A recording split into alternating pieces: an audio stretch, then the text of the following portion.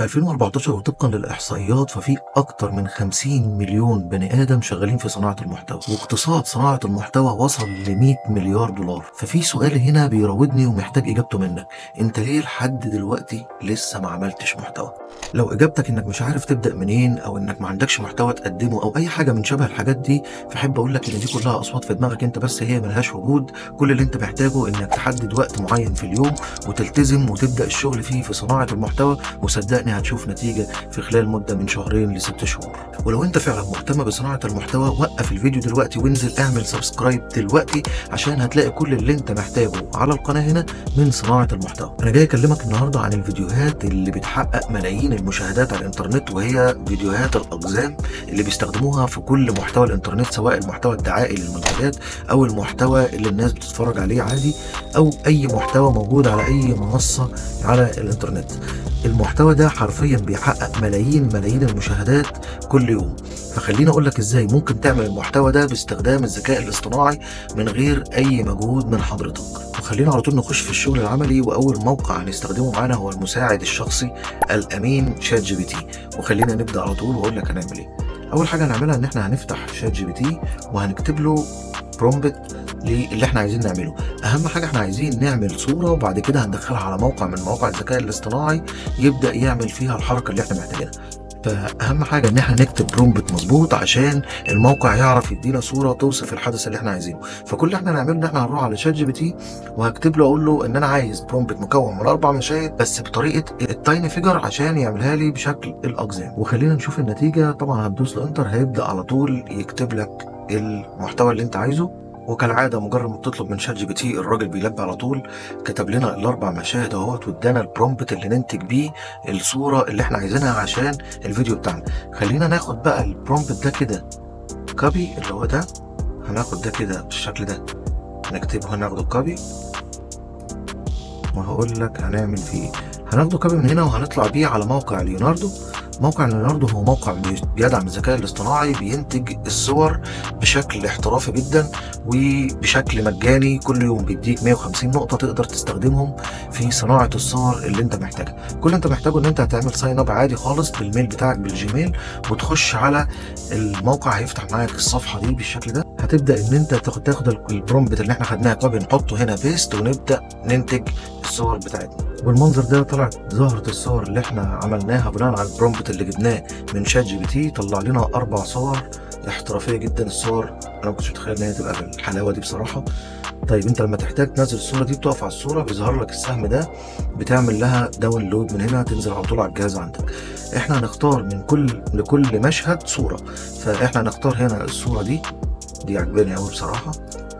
ونفس القصة اللي عملناها دي هنبدأ نعملها في ال4 برومبت أو ال3 برومبت التانيين. هنرجع لشات جي بي تي من هنا ونبدأ ناخد البرومبت اللي بعده وهناخده على موقع ليوناردو برضو، وهناخده من هنا كوبي وهنروح على موقع ليوناردو وأقول له هنا فوق، أطلع فوق تاني، هنمسح البرومبت القديم وهنبدأ نقول له امشي جنريت للبرومبت الجديد. وزي ما انت شايف اهو دي كده البرومبت التاني، هو عمل لي 4 صور ليهم. اقسم بالله الصور في منتهى الجمال، اكتر ما انا كنت متخيل ان الصوره تطلع بالجمال ده. طيب برضه هنعمل داونلود للصوره دي، عجباني قوي بصراحه، هتخدم القصه زي ما هي مكتوبه. فاحنا هننزل الصوره دي برضه وهنيجي على شات جي بي تي نقول له اخ شات جي بي تي اديني البرومبت الثالث عشان اعمله. وهكذا هنعمل في البرومبت الثالث والبرومبت الرابع. هناخدهم نصنع بيهم الصور على موقع ليوناردو. خلي بالك انا بادئ ب 150 كوين في موقع ليوناردو، انا لسه معايا 102 كوين، واقول هيسحب كمان 50 كوين تقريبا او 48 كوين عقبال ما انتج الصورتين التانيين. يعني في اليوم الواحد انت بتاخد 150 كوين، يعني ممكن تعمل، لو قلنا ان كل صورتين ب50 يعني ممكن تعمل حوالي 12 صورة بشكل مجاني تماما على موقع ليوناردو بدون اي مشكلة خالص وبدون اي حاجة. يعني ممكن تعمل بيهم 8 فيديوهات شورتس. طيب هنحط هنا البرومبت الثالث اهو، هناخده بيست وندوس جنريت وهننتظر الفيديوهات الصور تتعمل. وكده الصورة الثالثة اهي ظهرت معايا. صور احترافيه بشكل ممتاز من موقع ليوناردو. انا عجباني قوي الصوره دي، وعجباني برضو قوي الصوره دي، هنزلهم الاثنين. هننزل الصوره دي وهاجي هنا ونقف وننزل الصوره دي، وهروح على عم شات جي بي تي واخد البرومبت الرابع، البرومبت الاخير، وكده الصورة الرابعة ظهرت معايا زي ما انت شايف. كده احنا بقى معانا الاربع صور اللي احنا محتاجينهم في عمل الاربع مشاهد بتوعنا في القصة اللي احنا طلبناها. كده احنا معانا الصور، لكن احنا مش عايزين صور، احنا عايزين نقلبها لفيديوهات احترافية بتتحرك ويبقى فيها تفاعل. فهنروح للأداة الثالثة اللي احنا هنستخدمها. احنا كده استخدمنا شات جي بي تي عشان نجيب البرومبت بتاع الصور، بعد كده رحنا على ليوناردو اي اي عشان يعمل لنا الصور زي ما احنا شفناها وعملنا لها داونلود. هنخش على الموقع الرابع وهو هاليو عشان يحرك لنا الصور اللي احنا عملناها.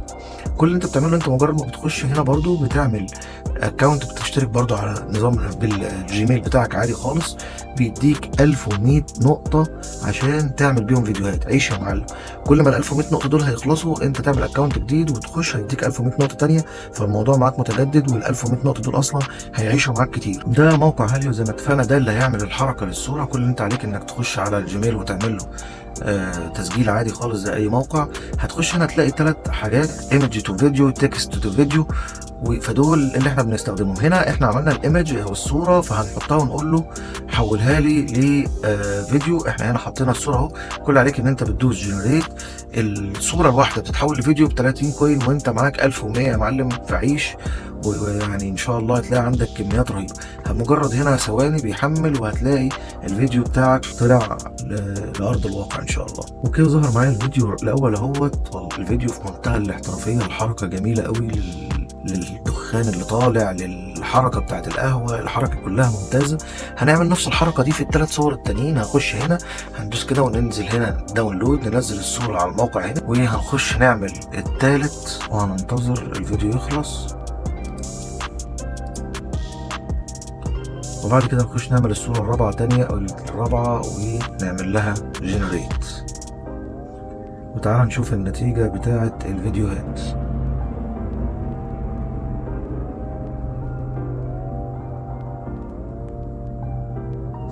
طيب ركز معايا بقى، زي ما انت شايف النتيجة في منتهى الجمال، ونتيجة فعلا احترافية. انت عندك فيديو بيتحرك بطريقة جديدة، بطريقة ترندي، الفايرال، الفيديوهات بتاعتها بتجيب ملايين المشاهدة. كل اللي انت محتاجه قدامك حاجه من الاثنين: يا الا بتاخد الفيديوهات دي زي ما هي وتبدا ترفعها كده زي ما هي، بس بتعمل عليها بقى العنوان وبقيه الديسكريبشن بتاع الفيديو، او انك تاخدها على برنامج مونتاج وتبدا تعمل لها مونتاج. عندك طريقتين: يا الا بتحط ال4 فيديوهات جنب بعض وبتعملهم كفيديو واحد كبير مدته مثلا دقيقة أو دقيقة ونص، وبترفعهم كقصة ورا بعض، لأن أنت بتبقى عامل مشهد 2 3 4 زي ما أنت عامل، أو إنك تعمل إيديتنج لكل فيديو لوحده وترفعه وهم يبقوا سلسلة ورا بعض يكملوا بعضهم. في كلتا الحالتين أنت بقى عندك كمية فيديوهات كبيرة تقدر تشتغل عليها وتقدر تطلع تبقى عندك محتوى. طيب أنا اديتك فكرة، كل اللي انت محتاجه ان انت تقعد مع شات جي بي تي وتبدا تتكلم معاه وتطلع منه مواضيع. ما تاخدش الفكره تعملها كوبي بيست زي ما هي، لا، شغل دماغك، طلع محتوى، طلع افكار. كل ما هتطلع افكار جديده هتقدر انت تاخد بيها مشاهدات اكتر من افكار محروقه، لان انت هيبقى ابداعك انت ولمستك انت هي في انك تختار النوع بتاع المحتوى اللي انت هتعمله. انا وريتك طريقه، وريتك مواقع بتقدر تعمل المحتوى ده، تقدر تصنع صور، تقدر تحرك صور. شغل دماغك بقى حتى لو مش في الاقزام، شغلها في حاجات تانية.